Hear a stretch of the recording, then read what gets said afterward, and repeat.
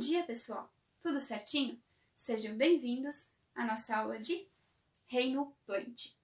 Isso mesmo, falaremos hoje sobre elas, as nossas queridas plantinhas. Então, o Reino Plant é dividido em alguns grupos, sendo eles briófitas, pteridófitas, gimnospermas e angiospermas. Todas as plantas terão as suas células do tipo eucariótica, isso mesmo. E todas elas terão a presença de parede celular. Quanto à sua organização celular, todas serão multicelulares. Vocês não verão uma planta de uma única célula. E todas serão autótrofas, ou seja, realizam fotossíntese. Fiquem agora com a aula de briófitas e pteridófitas. E não deixem de assistir os vídeos que preparei para vocês sobre o ciclo de vida dessas plantas, que ele tá bem bacana. Bem-vindos à aula de briófitas e pteridófitas. Então, hoje estudaremos os musgos e as samambaias. Então, pessoal, existem grandes evidências de que as briófitas e as pteridófitas tenham evoluído a partir de algas verdes, ou seja, as briófitas, que são os musgos, são as primeiras plantas a invadir o ambiente terrestre, são as que saem do ambiente aquático e invadem o ambiente terrestre. Porém, tanto as briófitas quanto as pteridófitas ainda vão precisar de água para sua reprodução, ou seja, ainda são dependentes de água, o que veremos mais adiante. Algumas características das briófitas, então. Briófitas, pessoal, vão ser o grupo dos musgos, antóceros, hepáticas, todas essas plantinhas aí. O que mais cai no Enem, vestibular, ensino médio e ensino superior, que é mais estudado, é o ciclo de vida e as características das briófitas, os musgos propriamente ditos, que é os que vocês conhecem, aqueles tapetinho verde, bonitinho, que ficam lá sobre as rochas, perto dos lagos, em ambientes bem úmidos. Esses são os musgos, são as briófitas. Então, as briófitas serão plantas avasculares, ou seja, não possuem vasos condutores de seiva. Por isso, pessoal, as briófitas, os musgos, são plantas que não alcançam alturas elevadas, pois se não possuem vasos condutores de seiva, como elas vão transportar água e nutrientes para as partes aéreas? Isso vai acontecer através de difusão de célula a célula. A água e os nutrientes vão passando de célula a célula por meio de difusão. Por isso, não podem atingir alturas elevadas, não ultrapassando de 20 centímetros de altura. E, além disso, não possuem estruturas rígidas que deem sustentação para plantas mais altas. São dependentes de água para sua reprodução. Veremos logo mais no ciclo de vida das briófitas que elas ainda dependem da água para se reproduzir. Podem ser monóicas ou dioicas. Mas, Prof. Gé, o que quer dizer monóicas ou dioicas? Monóicas, pessoal, são as plantas que vão possuir tanto gametófitos femininos quanto masculinos na mesma planta. E dioicas são as que vão possuir gametófitos femininos e masculinos em plantas diferentes, separadas. E também, nesse ciclo de vida das briófitas, podemos perceber uma alternância de geração, ou seja, em parte da fase da vida da briófita, ela vai estar na fase de esporófito, e outra fase da vida dela vai estar como gametófito. o que veremos daqui a pouquinho no ciclo de vida. Necessitam de ambientes úmidos para sua reprodução e sombreados. A maioria das briófitas também possuem uma cutícula na parte aérea da planta, o que previne a dessecação da planta, evita que ela perca muita água para o ambiente e morra. E também é uma característica que faz com que, no verão, as briófitas não morram e não se extinguam todas, porque no verão temos ambientes mais ensolarados, insolação maior, e aí faz com que elas percam mais água. Podemos perceber que em alguns momentos no verão, aquelas pedras que estavam verdes, cheias de briófitas, as briófitas já estão mais secas, mais feinhas. O que acontece ali? Algumas vão morrer, outras, devido à presença da cutícula na parte aérea, vai se manter. E no momento que chover, no momento que tiver úmido novamente aquele ambiente e com mais sombra, ela vai ficar verdinha e bem bonita de novo. Então, isso dá uma certa resistência para as briófitas. Podem ser encontradas em diversos substratos, sendo barrancos, troncos, pedras, água, cerca, na beira de rios, de riachos. Aqui, pessoal, tem um pouquinho da estrutura das briófitas. Costumamos brincar, às vezes, um pouquinho, e dizer que as briófitas são o grupo das falcianes. Isso mesmo. Por quê? Porque elas são completamente falsas, não possuem raiz verdadeira, nem caule verdadeiro e nem folhas verdadeiras. Elas possuem rizoides, que são raízes falsas, cauloide e filoide, que são folhas falsas. O filoide, ele tem a capacidade de fazer fotossíntese, assim como uma folha, porém não tem estruturas para ser chamado de folha, então é um filoide. Essa parte mais baixa da planta, formada por rizoide, cauloide e filoide, chamamos de gametófito. E se liga numa coisa aqui, pessoal. O gametófito, ele é a fase dominante de vida da planta, ou seja, a planta briófita passa a maior parte da sua vida na fase de gametófito, sendo gametófito. É mais provável de você encontrar os musgos, as briófitas, na sua fase de gametófito. O esporófito é uma fase pequena de vida da planta, aonde que só vai ocorrer no momento da reprodução. Então, acima aqui do gametófito, vemos uma haste, cápsula e os esporos. Essas estruturas vão formar o esporófito. Então, o que acontece? Ali tem a haste, a cápsula e os esporos. Os esporos, pessoal, não vão ser sementes, tá bem? Vão ser esporos que, ao cair ao solo, vão germinar, mas não podemos chamá-los de sementes, são esporos. Podemos ver aqui ao lado como são encontradas na natureza. Se vocês observarem, agora quando encontrarem musgos, deem uma observadinha bem de perto e vocês poderão enxergá-los dessa forma. O gametófito e logo acima do gametófito, o esporófito. E aqui temos então o ciclo de vida, a reprodução sexuada e das briófitas. Bom, vou começar aqui pelo gametófito. Podemos ver aqui, ó, um gametófito masculino, sendo N, e um gametófito feminino, também N. Então, aqui tem o gametófito, rizoide, cauloide, filoide, e na parte aérea aqui do gametófito, pessoal, encontramos o anterídeo.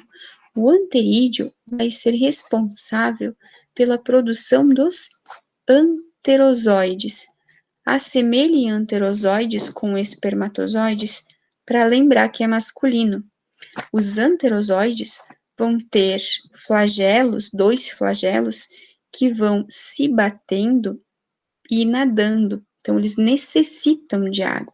Mas como, prof, que eles vão nadar?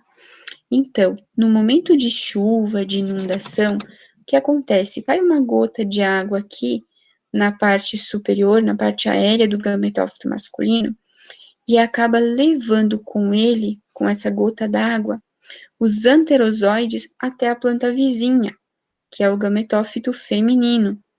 Ali ele vai encontrar o arquegônio.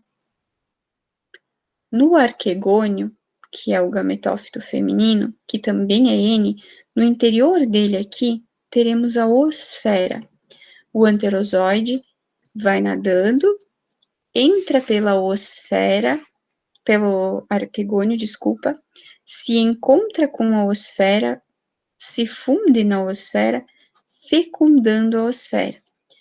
Aí ocorre a fecundação e várias divisões mitóticas, vai formar um embrião, esse embrião vai crescer para cima, formando aqui a haste, e também para baixo.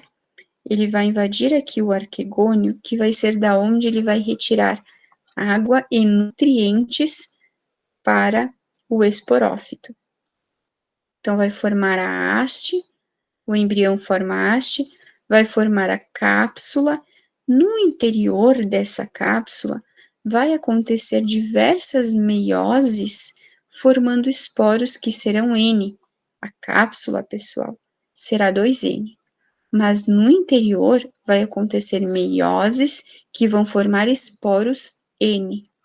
Os esporos, no momento que estiverem maduros, o que vai acontecer? Vai acontecer a quebra aqui da pontinha dessa cápsula e os esporos serão lançados ao vento. Serão lançados ao vento que vão cair longe da planta mãe, caindo no solo, germinando e formando novamente novos gametófitos masculino e novos gametófitos femininos. E dessa forma, o ciclo se reinicia. Então, percebam, pessoal, a maior parte do tempo da vida da planta, o gametófito é dominante. Então, a fase dominante das briófitas é gametófito. O esporófito está presente somente no momento da reprodução. E reprodução assexuada, como vai acontecer? Vai acontecer, por exemplo, no momento que tem um animal, sei lá, um cavalo, que está correndo por um local onde tem briófitas, sem querer ele chuta ali uma briófita, um musgo, e lança para longe. Quando cair no solo, vai encontrar um solo adequado, vai se propagar. E aí vai fazer todo o ciclo de reprodução sexuada. Aqui tem alguns exemplos, então, de briófitas, sendo os musgos, antóceros, hepáticas, são alguns exemplos. Lembrem que o mais estudado são os musgos. Importância deles, então. A importância econômica. São utilizados em substratos de planta, meio de germinação de semente, jardinagem, decoração. Na medicina também são utilizados na produção de antibiótico natural. Existe um gênero de briófitas que é o Sphagnum. Ele foi muito utilizado durante a Segunda Guerra Mundial, onde soldados que não tinham à sua disposição medicamentos utilizavam o Sphagnum para produzir antisséptico e fazer a limpeza de seus ferimentos. Importância ecológica, então. São utilizados na formação do solo e germinação das sementes. São também controladoras de erosão do solo e bioindicadores de poluição. Se temos um barranco e tem um pouco de musgo lá, eles ajudam a dar uma controladinha na erosão daquele barranco. Se existe um local onde sempre teve muitas briófitas, muitos musgos, um lago, à beira de um rio, sempre teve muitos musgos, e do nada eles morrem e desaparecem. O que podemos constatar? Podemos constatar que a poluição daquele rio, daquele local, matou todos aqueles musgos, todas aquelas briófitas. Então, são ótimos bioindicadores de poluição. E as pteridófitas, pessoal? As pteridófitas, eu tenho certeza que todos vocês conhecem e que todas as vós e todas as tias de vocês chamam as pteridófitas de folhagem. Elas dizem assim: não chuta a bola na minha folhagem. Isso é uma pteridófita, porque para a avó, tudo que não dá flor é folhagem. São as samambaias, gente. Então, aposto que muitos de vocês têm em casa, ou na casa da avó, ou já viram uma samambaia. Samambaias, pessoal, que são pteridófitas, um grupo das pteridófitas, as samambaias vão ser também as mais estudadas, tanto no vestibular, quanto Enem, quanto ensino médio e na universidade. É o grupo base de estudo, são as pteridófitas. Elas vão trazer uma novidade evolutiva das briófitas, porque as briófitas, lembrem, não possuem vasos condutores, elas transportam a sua água através de difusão, passando a água e nutrientes de célula a célula. Agora, nas pteridófitas, teremos xilema e floema. O xilema, que vai levar a seiva bruta para as partes aéreas da planta, e o floema, que vai levar a seiva elaborada para as partes baixas da planta, enfim, para toda a planta.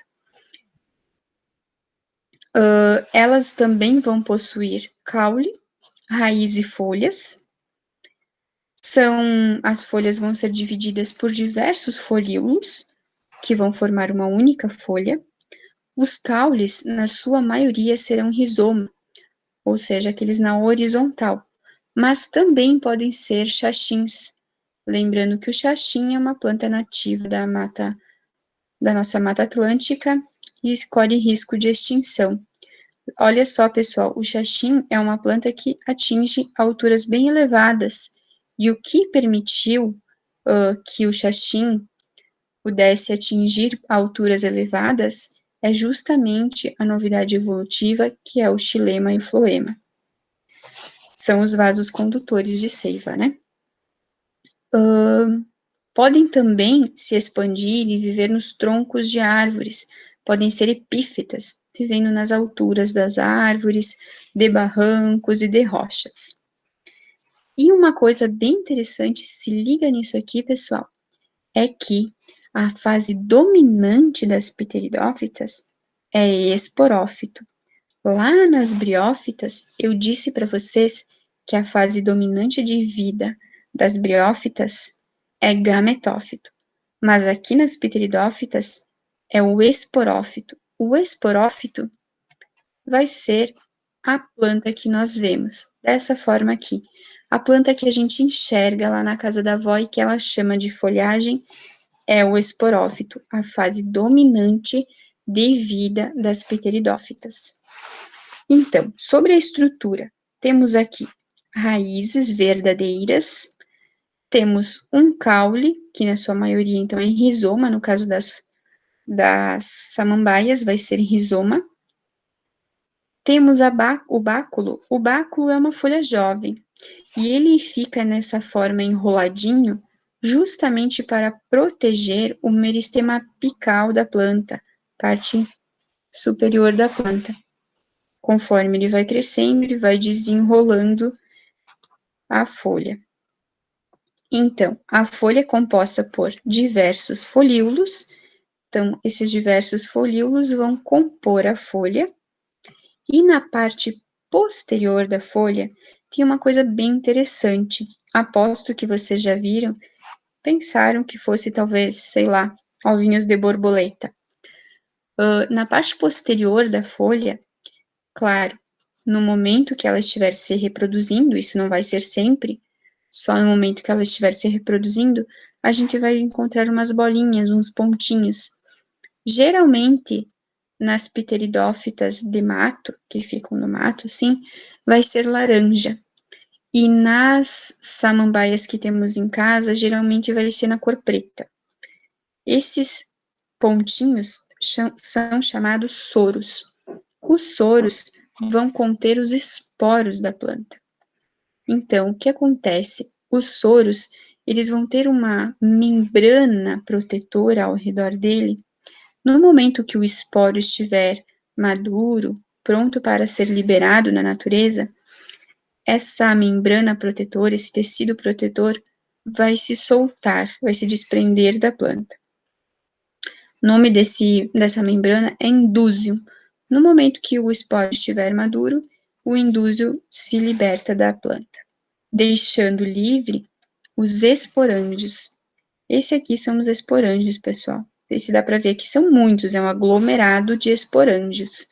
Então, aqui, ó, se vocês observarem bem, tem um esporângio aqui, dá para ver bem direitinho. Não sei se vocês conseguem ver.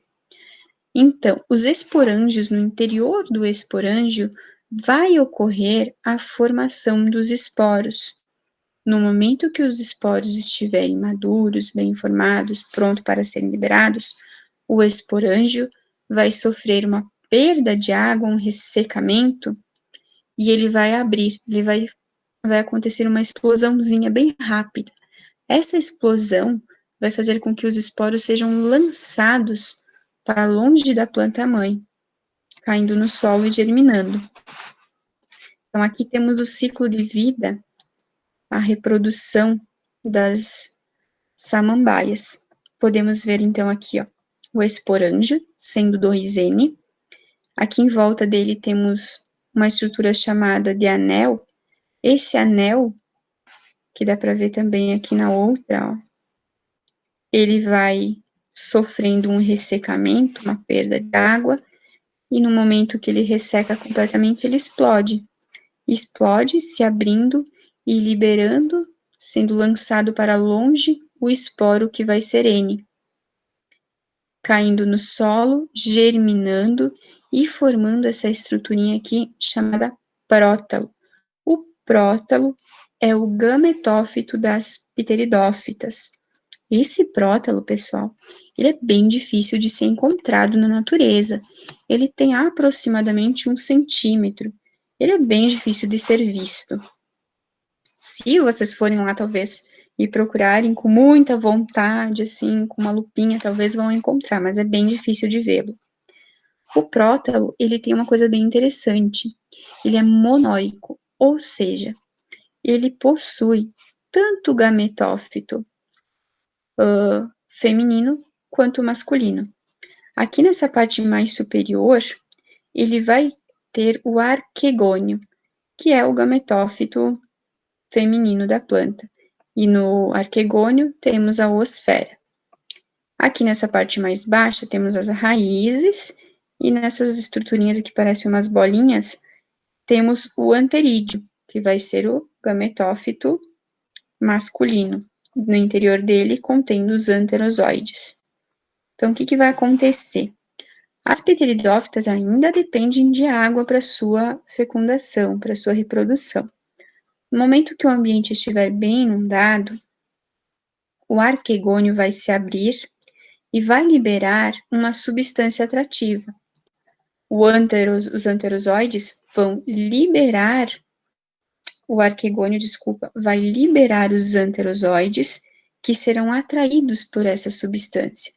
E eles vão nadar, então, aqui da parte baixa até a parte superior aqui, no arquegônio, vão, atraídos pela substância atrativa, vão entrar no arquegônio, se fundir na oosfera, fecundando a oosfera. Se liguem que os anterozoides são N, a oosfera também vai ser N. No momento que ocorrer a fecundação, será formado um zigoto, que vai ser 2N. N do anterozoide e N da oosfera, formando o zigoto 2N. Formando o zigoto 2N, olha que interessante. Olha que interessante, pessoal. Aqui temos o prótalo, né, que é o gametófito. E essa planta jovem está crescendo sobre o prótalo. Aqui no arquegônio, onde ocorreu a fecundação, vai crescer uma planta jovem. Através de várias mitoses, vai crescer uma planta jovem.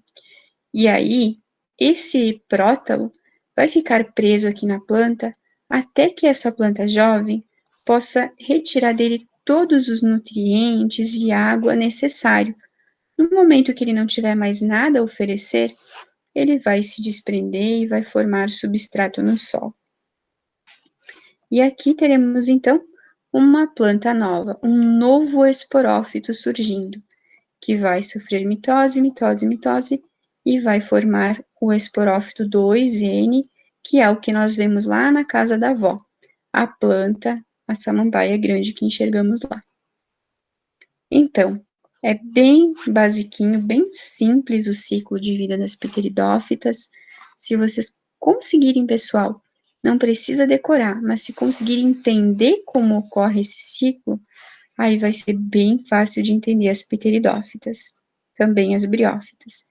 E vejam como é interessante, né? Tanto os anterozoides que nadam para chegar à osfera, para fecundar, a osfera aqui, o arquegônio, quando ele libera uma substância atrativa. Isso é muito legal de imaginar como ocorre na natureza. E a reprodução assexuada nas pteridófitas vai acontecer a partir de brotamento. Brota ali uma plantinha, um novo esporófito, se desprende e aí vai formando outras plantinhas, outros esporófitos.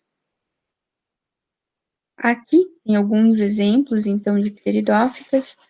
A venca, muito utilizada como na ornamentação. As cavalinhas aqui. As cavalinhas são um grupo um pouquinho diferente, né? Temos pteridófitas aquáticas. Aqui temos a samambaia, que deve ter lá na casa da avó de vocês.